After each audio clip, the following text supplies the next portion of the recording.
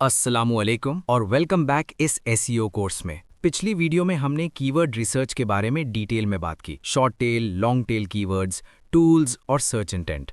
आज हम बात करेंगे ऑन पेज एसईओ के बारे में, यानी वो सब चीज़ें जो आप अपनी वेबसाइट के अंदर करके गूगल को सिग्नल देते हो कि आपका कंटेंट कितना रेलेवेंट और वैल्यूएबल है। तो चलो शुरू करते हैं। ऑन पेज एसईओ क्या होता है?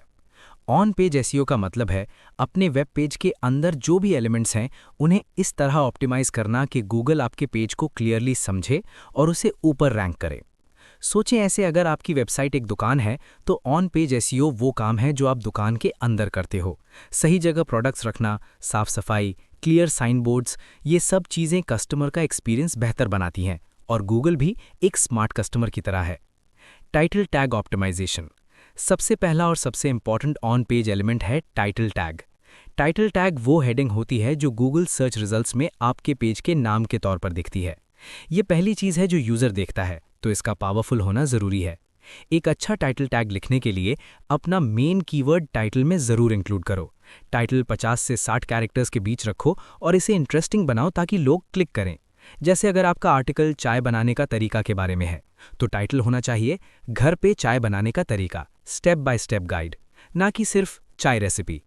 मेटा डिस्क्रिप्शन दूसरा इंपॉर्टेंट एलिमेंट है। मेटा डिस्क्रिप्शन ये वो छोटी सी डिस्क्रिप्शन होती है जो गूगल सर्च रिजल्ट्स में टाइटल के नीचे दिखती है।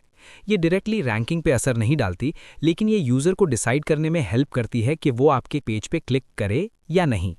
मेटा डिस्क्रिप्शन 150 से 160 कैरेक्टर्स के बीच रखो। इसमें अपना कीवर्ड नेचुरली यूज़ करो और एक क्लियर कॉल टू एक्शन ज़रूर दो, जैसे अभी सीखें या पूरी गाइड पढ़ें। यूआरएल स्ट्रक्चर तीसरा एलिमेंट है। यूआरएल स्ट्रक्चर आपकी पेज का यूआरएल यानी वो लिंक जो ब्राउज़र में दिखता है वो भी एसईओ में रोल प्ले करता है। एक एसईओ फ्रेंडली यूआरएल छोटा होना चाहिए, क्लियर होना चाहिए और इसमें आपका मेन कीवर्ड होना चाहिए, जैसे yoursite.com/चाय बनाने का तरीका।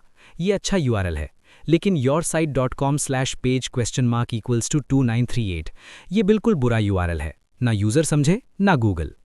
Heading tags H1, H2, H3 चौथा एलिमेंट है हेडिंग टैग्स। जैसे किसी बुक में चैप्टर्स और सब चैप्टर्स होते हैं, उसी तरह वेब पेज में H1, H2, H3 होते हैं। H1 ये आपके पेज का मेन टाइटल होता है। एक पेज पे सिर्फ एक H1 होना चाहिए, इसमें आपका मेन कीवर्ड होना ज़रूरी है। H2 ये मेन सेक्शंस के हेडिंग्स होते हैं, जैसे इस वीडियो में हर नया टॉपिक एक H2 है। H3 ये सब सेक्शंस के लिए होते हैं।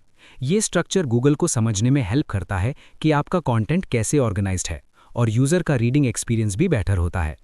इंटरनल लिंकिंग पांचवा एलिमेंट है। इंटरनल लिंकिंग इंटरनल लिंक का मतलब है अपने एक पेज से अपने दूसरे पेज का लिंक देना। जैसे अगर आपका एक आर्टिकल ऑन पेज एसईओ के बारे में है तो उसमें आप कीवर्ड रिसर्च वाले आर्टिकल का लिंक डाल सकते हो। ये दो काम करता है। पहला, यूज़र आपकी वेबसाइट पे ज़्यादा टाइम स्पेंड करता है। दूसरा, गूगल के बॉट्स आपकी वेबसाइट के बाकी पेजेस को भी आसानी से ढूंढ लेते हैं। इमेज एसईओ एल्ट टेक्स्ट छठा और लास्ट एलिमेंट है इमेज एसईओ। जब भी आप अपनी वेबसाइट पे कोई इमेज लगाते हो, गूगल उस इमेज को डायरेक्ट नहीं देख सकता, वो सिर्फ उस इमेज का एल्ट टेक्स्ट पढ़ता है, यानी वो डिस्क्रिप्शन जो आप इमेज के साथ लिखते हो। इसलिए हर इमेज का एल्ट टेक्स्ट लिखना ज़रूरी है और इसमें अपना रेलेवेंट कीवर्ड नेचुरली इंक्लूड करो। जैसे अगर आप चाय की इमेज लगा रहे हो, एल्ट टेक्स्ट होगा घर पे चाय बनाने का तरीका, ना कि सिर्फ इमेज 1 या कुछ भी रैंडम। रीकैप तो आज हमने सीखा टाइटल टैग पावरफुल और कीवर्ड रिच होना चाहिए। मेटा डिस्क्रिप्शन यूज़र को क्लिक करने पे मजबूर करे। यूआरएल छोटा, क्लीन और कीवर्ड वाला। Heading tags H1, H2, H3 से कंटेंट ऑर्गेनाइज करो। इंटरनल लिंकिंग अपने पेजेस को आपस में कनेक्ट करो। इमेज एल्ट टेक्स्ट गूगल को बताओ इमेज में क्या है।